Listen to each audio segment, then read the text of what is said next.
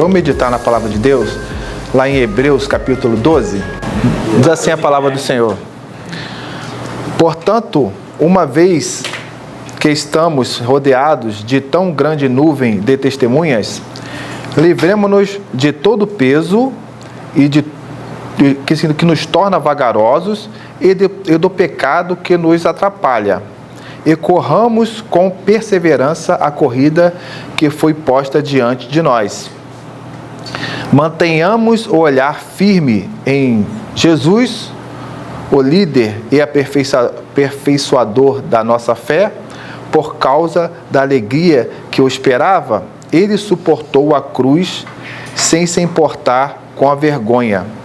Agora ele está sentado no lugar de honra à direita do trono de Deus. Pensem em toda a hostilidade que ele suportou dos pecadores. Desse modo, vocês não ficarão cansados nem desanimados. Afinal, ainda não chegaram a arriscar a vida na luta contra o pecado. Acaso vocês se esqueceram das palavras de ânimo que Deus lhes dirigiu como filhos dele? Ele disse: meu filho, não despreze a disciplina do Senhor. Não desanime quando ele o corrigir. Pois o Senhor disciplina quem ele ama e castiga todo aquele que aceita como filho. Enquanto suportam essa disciplina de Deus, lembre-se de que ele os trata como filhos. Quem já ouviu falar de um filho que nunca foi disciplinado pelo pai? Se Deus não os disciplina como faz com todos os seus filhos, significa que todos vocês não são filhos de verdade, mas são ilegítimos. Uma vez que respeitávamos nossos pais terrenos que nos disciplinavam, não devemos nos submeter ainda mais à disciplina do Pai do nosso espírito e assim obter vida? Pois nossos pais nos disciplinaram por alguns anos, como julgaram melhor. Mas a disciplina de Deus é sempre para nosso bem, a fim de que participemos de sua santidade. Nenhuma disciplina é agradável ao momento em que é aplicada. Ao contrário, é dolorosa. Mais tarde, porém, produz uma colheita de vida justa e de paz para os que assim são corrigidos. Portanto, revigorem-se suas mãos cansadas e seus joelhos enfraquecidos. Façam caminhos retos para seus pés, a fim de que os mancos não caiam, mas sejam fortalecidos. Esforcem-se para viver em paz com todos e procurem ter uma vida santa, sem a qual ninguém verá o Senhor. Cuidem um dos outros, para que nenhum de vocês deixe de experimentar a graça de Deus. Fiquem atentos para que não brote nenhuma raiz venenosa de amargura que cause perturbação, contaminando muitos. Vigiem para que ninguém seja imoral ou profano como Esaú, que trocou seus direitos como filho mais velho por uma simples refeição. Como vocês sabem, mais tarde, quando ele quis a bênção do pai, foi rejeitado. Era tarde para que houvesse arrependimento, embora ele tivesse implorado com lágrimas. Vocês não chegaram a um monte que se pode tocar, a um lugar de fogo ardente, escuridão, trevas e vendaval, ao toque da trombeta e a voz tão terrível que aqueles que a ouviram suplicaram que nada mais lhes fosse dito, pois não podiam suportar a ordem que recebiam. Se até mesmo um animal tocar no monte, deve ser apedrejado. O próprio Moisés ficou tão assustado com o que viu a ponto de dizer: fiquei apavorado e tremendo de medo. Vocês, porém, chegaram ao monte Sião, a cidade do Deus vivo, a Jerusalém celestial, aos incontáveis milhares de anjos em alegre reunião, a congregação dos filhos mais velhos, cujos nomes estão escritos no céu, e a Deus que é juiz de todos, aos espíritos dos justos no céu, agora aperfeiçoados, a Jesus, o mediador da nova aliança, e ao sangue aspergido que fala de coisas melhores do que falava o sangue de Abel. Tenham cuidado para não se recusarem a ouvir aquele que fala. Porém, se aqueles que se recusavam a ouvir o mensageiro terreno não escaparam, certamente não escaparemos se rejeitarmos aquele que nos fala do céu. Quando Deus falou naquela ocasião, sua voz fez a terra tremer. Mas agora ele promete: mais uma vez farei tremer não só a terra, mas também os céus. Isso significa que toda a criação será abalada e removida de modo que permaneçam apenas as coisas inabaláveis. Uma vez que recebemos um reino inabalável, sejamos gratos e agradecemos a Deus, adorando com reverência e santo temor, porque nosso Deus é um fogo consumidor. Amém. Tive que ler todo o capítulo 12 para explicar o contexto, né, dessa carta aos Hebreus. A carta aos Hebreus, ela foi escrita para os judeus convertidos daquela época. Eles estavam passando momentos difíceis de perseguição. Eles estavam ali sendo expulsos das sinagogas, estavam perdendo seus empregos, mulheres estavam deixando os seus maridos, e porque eles estavam se convertendo ao Evangelho. Então, eles estavam passando momentos difíceis que eles estavam pensando em desistir, desanimar. Porque seria muito mais fácil eles voltarem para o judaísmo e serem aceitos de novo na sociedade. Mas muitos ali estavam desanimados, querendo voltar, né, às práticas do Velho Testamento. Aí, ele começa a explicar, o autor do livro de Hebreus, como se a vida...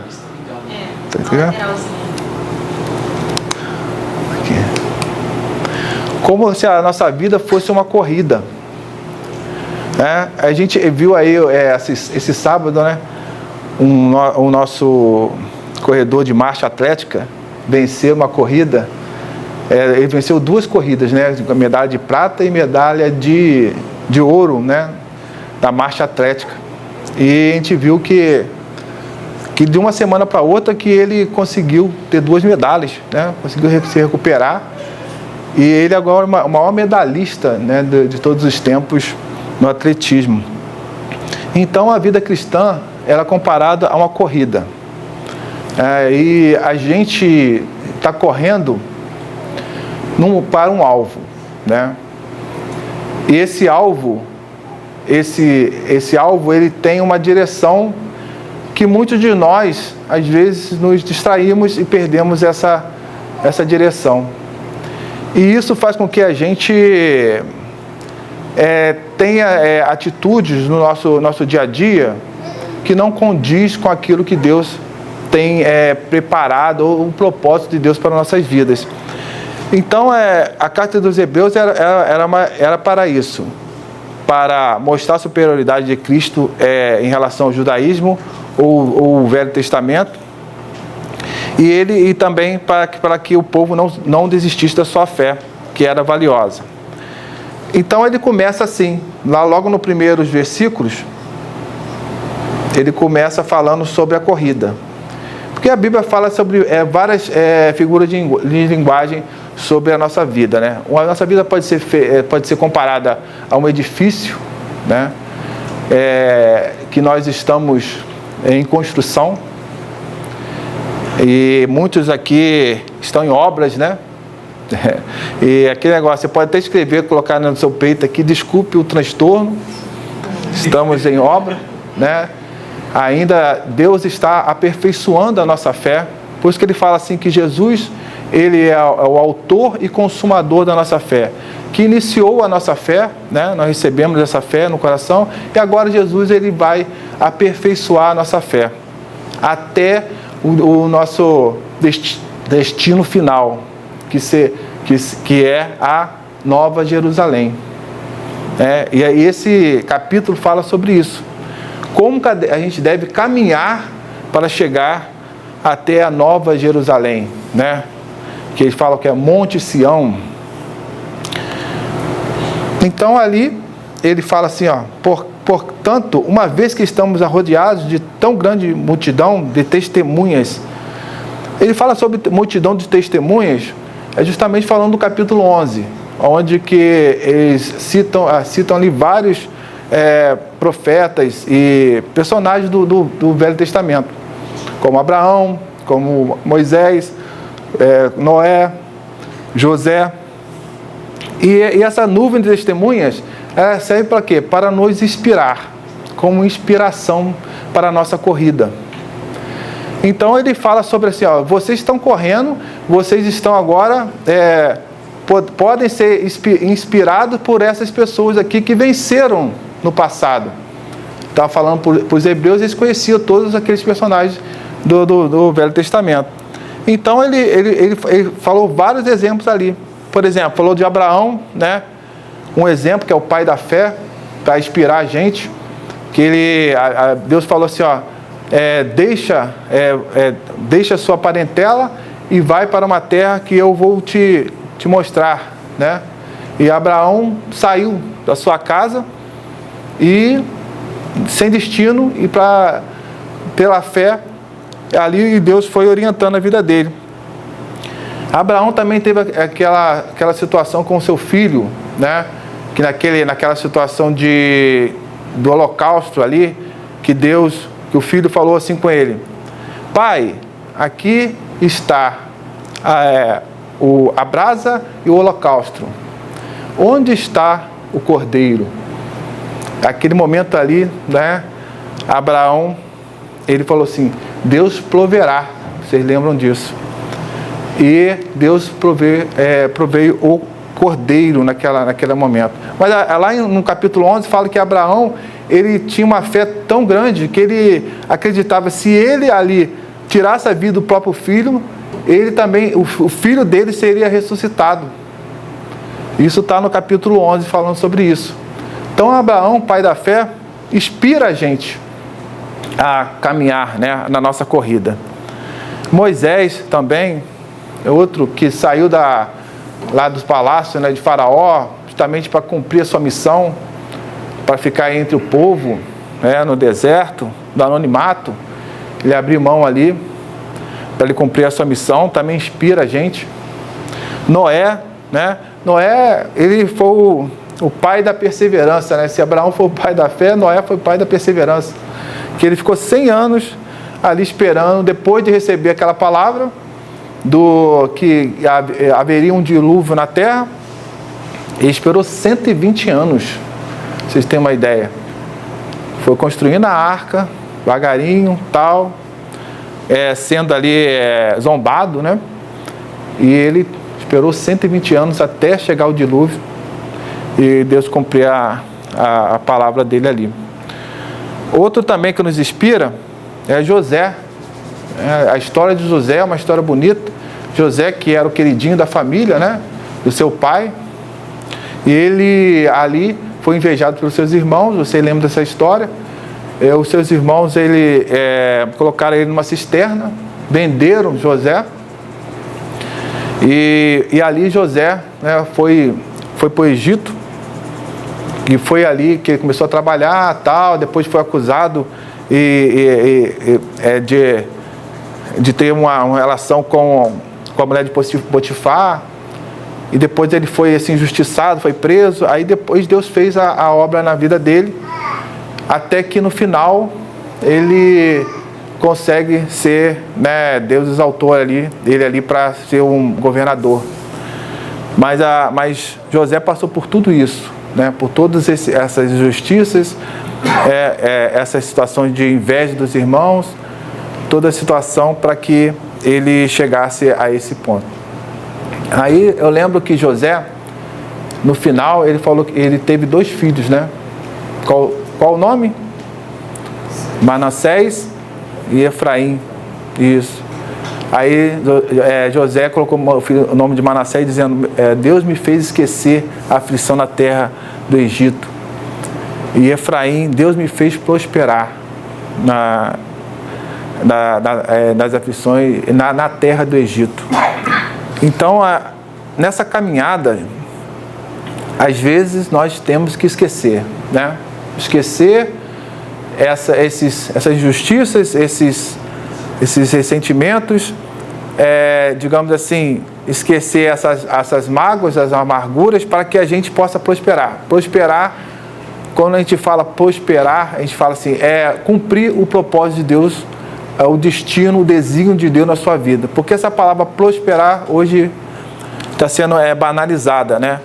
A sua prosperidade seria justamente você cumprir o desígnio de Deus nessa sua caminhada da fé. Porque Deus, na verdade, Ele não quer o nosso conforto. Deus não quer o nosso conforto, Ele quer a nossa transformação.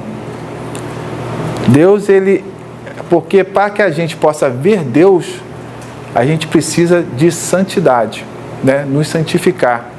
E Deus, Ele vai trabalhar na nossa vida, de uma forma que a gente possa ser transformado. E hoje a gente está aqui pregando, né? O pastor prega, a gente ouve várias pregações, e Deus age de várias formas.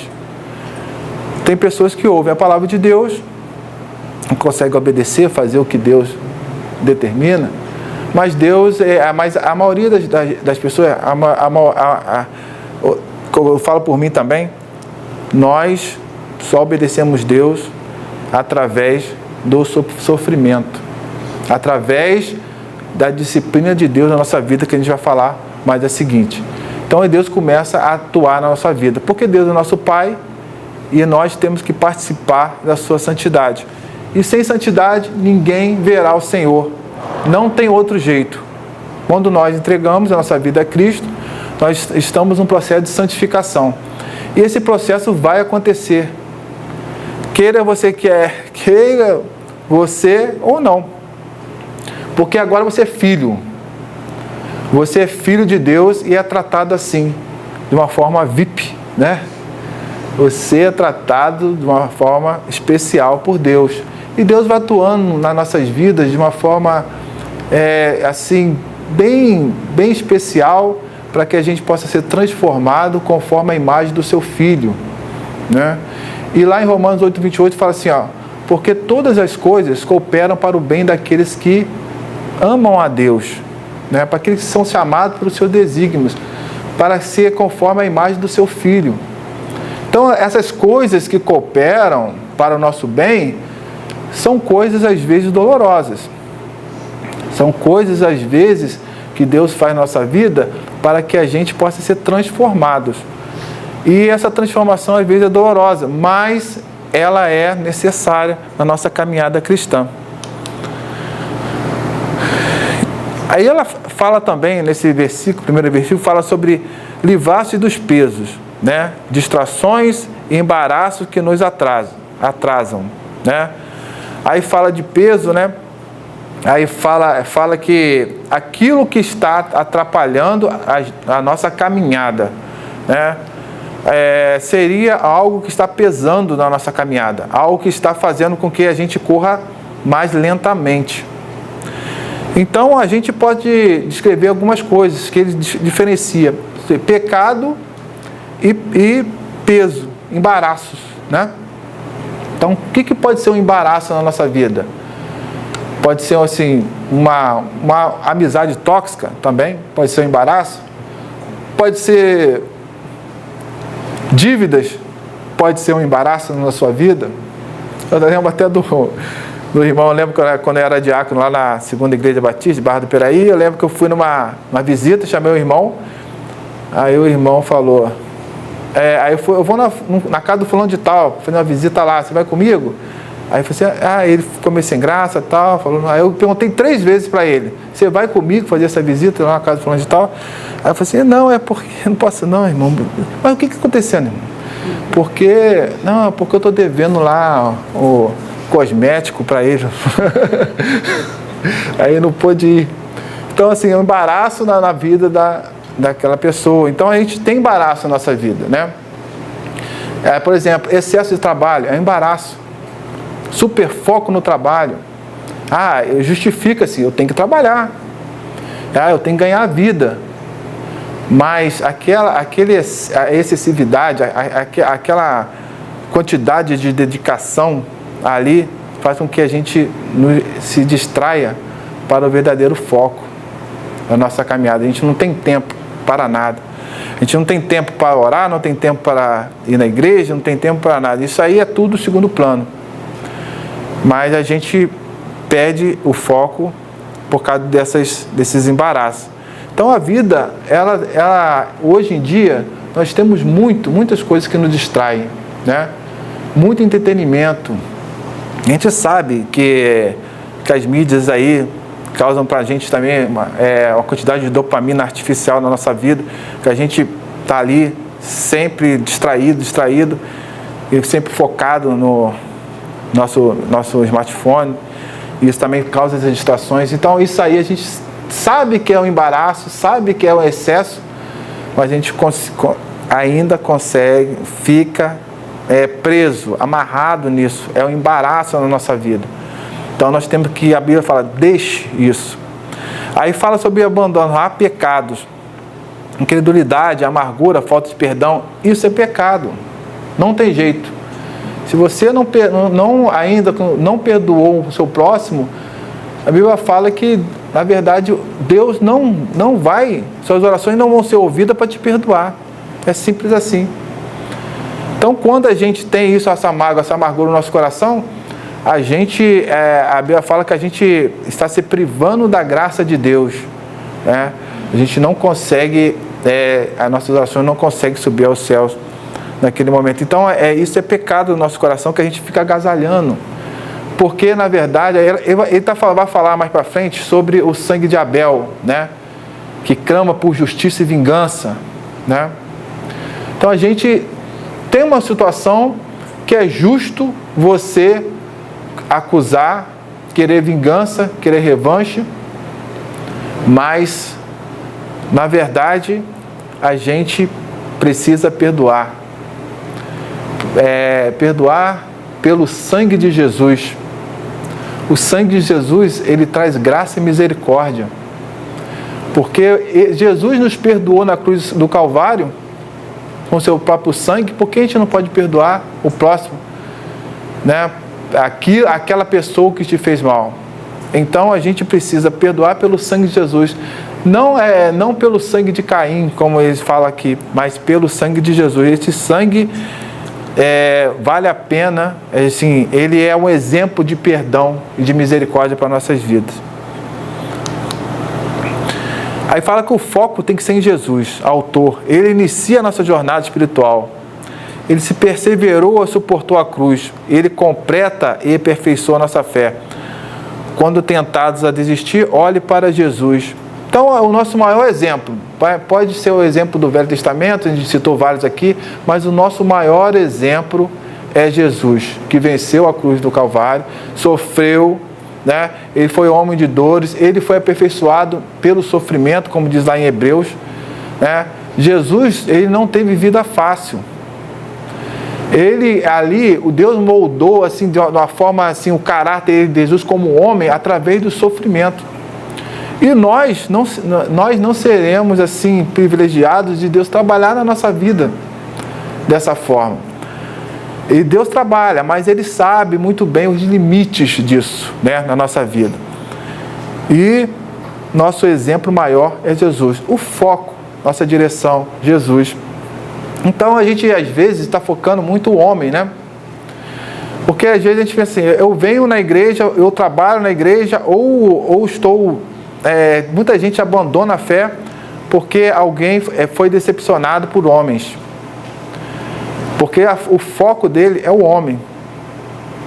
Então quando você vem aqui faz alguma coisa na igreja, você tem que pensar assim, eu estou fazendo para Jesus, né? Porque se eu olhar uma vida assim, a minha vida, a vida do pastor, são falhos. Não são exemplos, nós não somos exemplos perfeitos. Mas Jesus é o nosso exemplo maior. Então você tem que fazer as coisas, né, a obra de Deus, para Jesus e por Jesus. Eu lembro, a Denise está aqui, ela sabe, nós ficamos 13 anos congregando numa igreja. A gente nunca foi visitado pelo pastor, né? Se a gente ficasse na igreja ou ficasse no evangelho por causa de pastor, a gente não ficaria. Aí nós fomos líderes de célula, né, pequenos grupos, né, de 2 grupos, fomos diácono, professor de escola dominical, e ela professor da Sociedade de Moças, na época. Aí depois ficava sempre comigo no ministério. Mas passamos momentos difíceis, né, na vida, mas nunca o pastor foi lá na minha casa. Aí eu penso assim, se a gente fosse congregar por causa disso, mas nós servimos a quem? A Jesus. Jesus foi abençoando e tornando a nossa vida, digamos assim, o nosso viver de uma forma já abundante, né, de uma forma alegre, sem focar no homem. Então, quando você foca no homem, você se desvia, né? E é assim, não só no homem, e também nas circunstâncias, você se desvia. Eu lembro até de Pedro, né? Que ele estava lá, pediu para sair do barco, para encontrar Jesus sobre as águas, olhou, ficou olhando as ondas do mar e tirou o foco de Jesus e foi afundando. Então, quando a gente também, nas circunstâncias da vida, a gente tira o foco em Jesus, a gente afunda mesmo, né? Porque pode ser qualquer problema. Nosso Deus é maior. E Ele está sempre no controle quando a gente entrega a nossa vida a Ele, e a gente consegue até andar pelas águas em momentos difíceis. Então, o sofrimento, aí ele fala sobre a questão de tratar a nossa vida, né? E o sofrimento tem seus limites, né? Quando a gente fala assim, Deus castiga a quem Ele ama, porque Ele nos trata como filho, não como bastardo, ele está também dizendo ali, para os hebreus, que na época os romanos, eles tinham várias famílias, e eles só cuidavam, só disciplinavam, só educavam os legítimos, e não os bastardos. Então eles disciplinavam bastante, tinha uma vida muito rigorosa. Então Deus tem um tratamento com a nossa vida, de disciplina, né? Então tem um propósito disso, né? O propósito o sofrimento visa nos moldar e aperfeiçoar. É uma expressão do amor de Deus. Então ele fala assim, se você não está sendo tratado, ou se você não está sendo moldado de alguma forma por Deus, você não é filho. Simples assim. Aí muita gente fala assim, pô, tem coisa que só acontece comigo, né? Tem coisas que só acontecem comigo, rapaz. Aí se você ficar vendo por essa perspectiva, a gente vai ter aquele sentimento, né, de que eu sou o coitadinho, que eu sou aquele que é o mais injustiçado, né? Mas, na verdade, Deus está tratando a sua vida de uma forma especial. E é difícil, porque é doloroso receber isso. Porque quando a gente prega isso, a gente está pregando algo diferente que prega aí fora, gente. A gente está pregando um evangelho da transformação, não um evangelho da prosperidade. Porque hoje a gente pensa que as igrejas, a maioria, prega que o céu tem que ser na terra, né? Que você não vai passar nenhuma aflição e que a sua vida vai ser 100% de saúde, de prosperidade, mas não.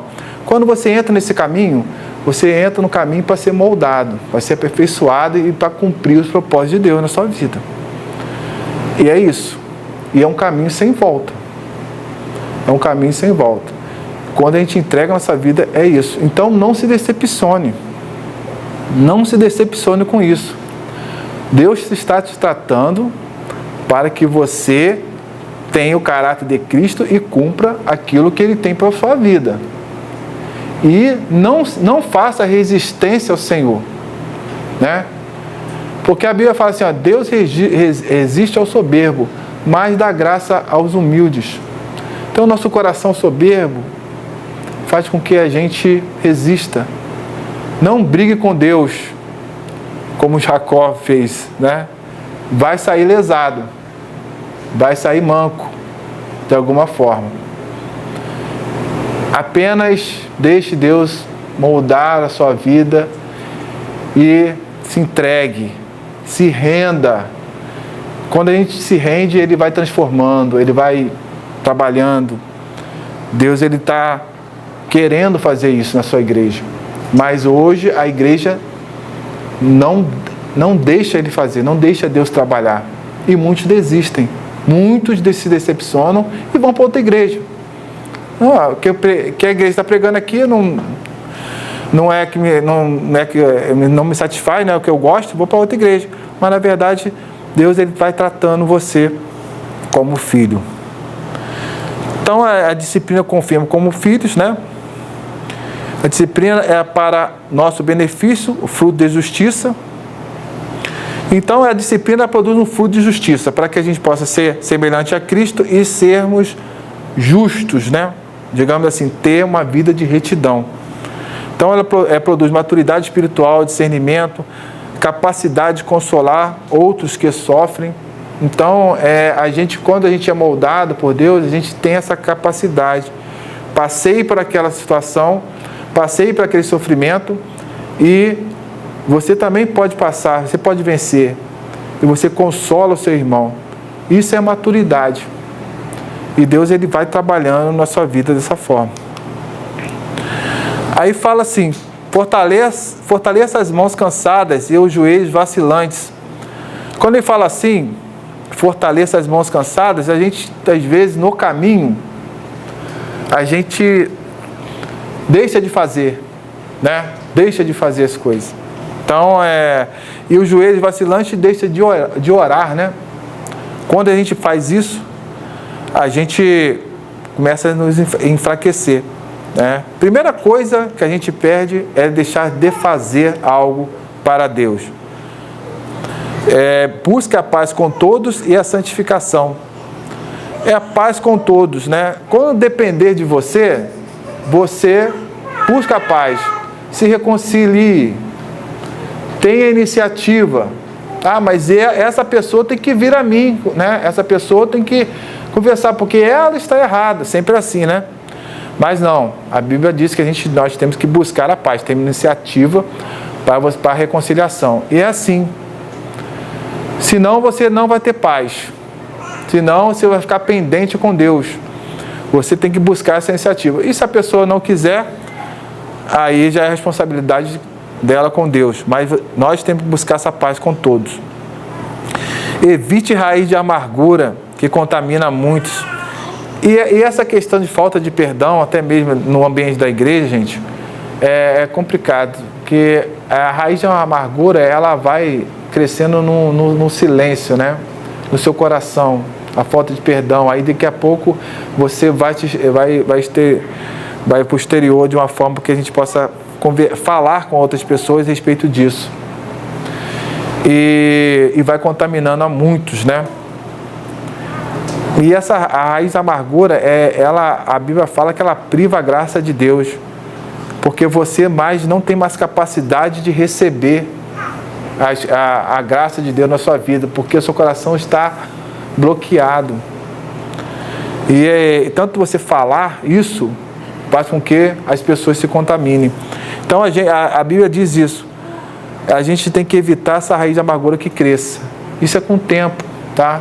Com o tempo você vai ficando amargurado, com o tempo você vai ficando mais duro, vai ficando mais agressivo, as suas palavras vão ser mais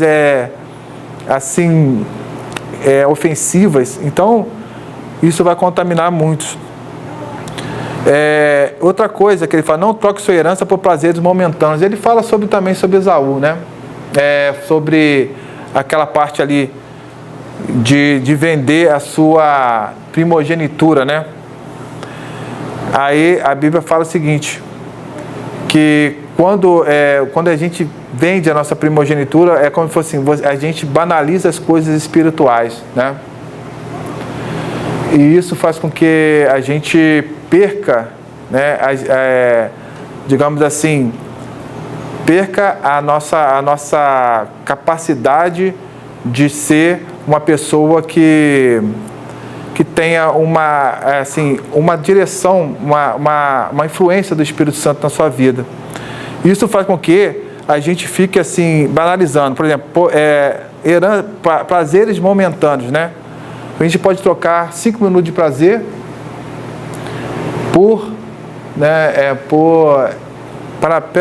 pelo propósito, pela bênção de Deus na sua vida, pela sua família, por causa de poucos minutos, né? Então por causa disso, a gente sai do caminho. Aí ele fala lá, já estou terminando, as 2 alianças.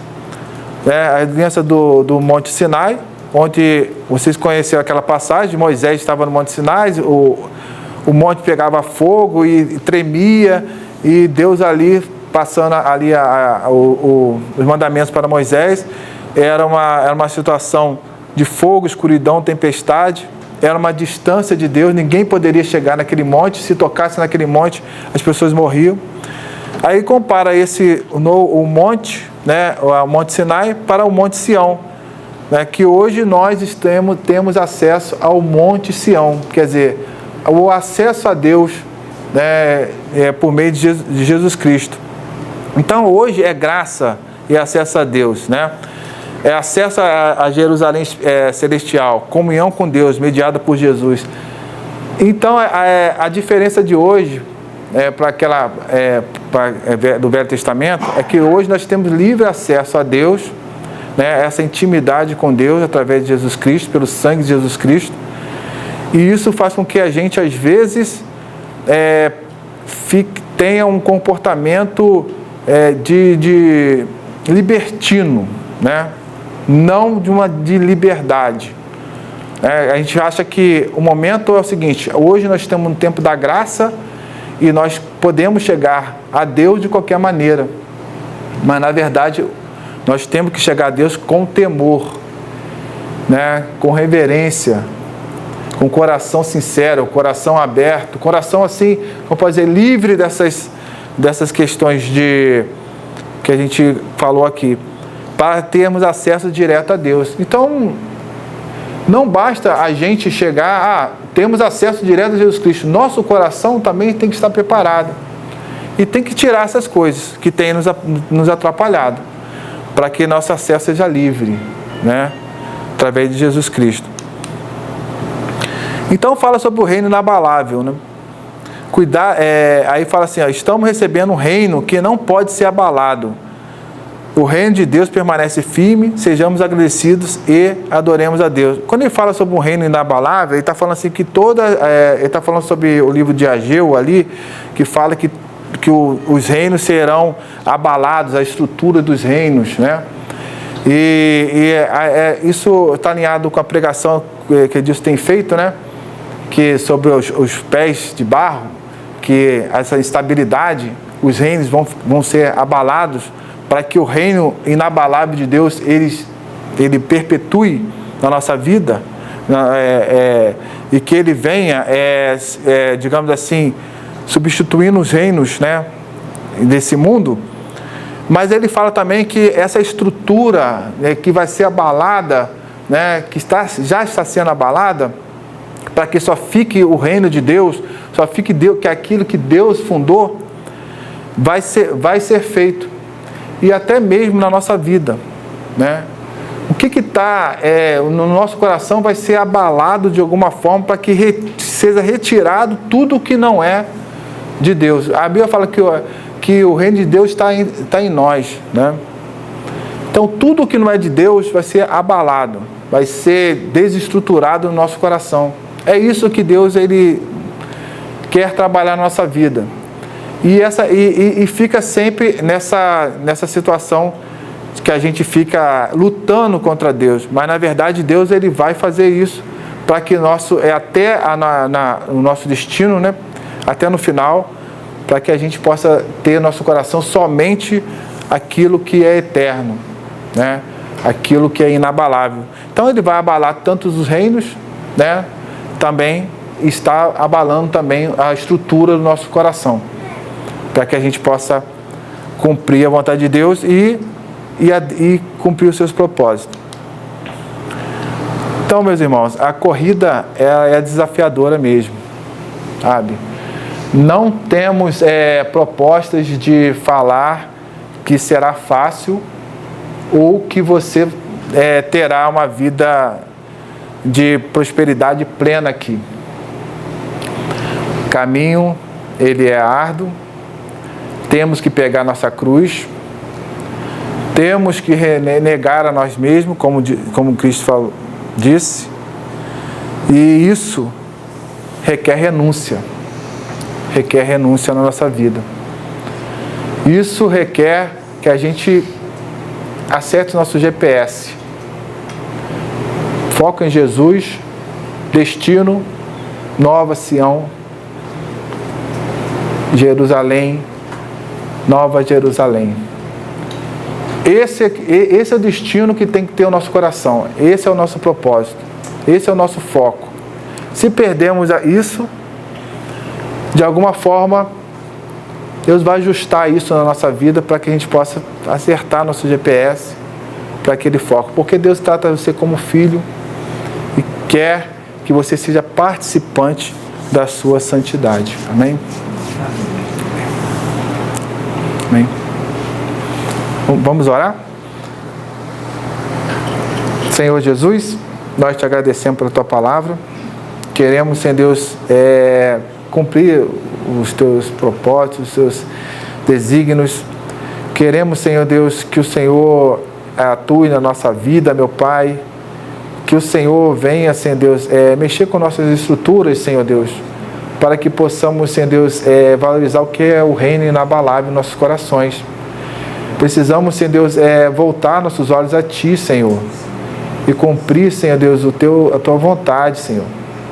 Sabemos que esse mundo está nos distraindo, sabemos que temos ficado acomodados, às vezes temos nos distraído, mas, Senhor, o Seu Santo Espírito vem nos alertar, Senhor, a Sua palavra vem nos alertar, o Senhor ainda fala, Senhor, para que possamos, Senhor Deus, fazer, Senhor Deus, aquilo que tem que ser feito ainda nessa vida, nessa jornada. Ó Deus, abençoe essa igreja. Precisamos, Senhor Deus, fazer mais direcionados por Ti, Senhor. Nos ajude, Senhor Deus, a caminhar, Senhor Deus, com mais velocidade, Senhor, para em prol do Teu reino, Senhor. Se estivermos vagarosos, Senhor, sara-nos, Senhor Deus, nossos joelhos que estão cansados, nossas mãos, meu Pai, nos renove nossas forças para fazer, Senhor Deus, aquilo que tem que ser feito. Abençoe sua amada igreja. Em nome de Jesus. Amém.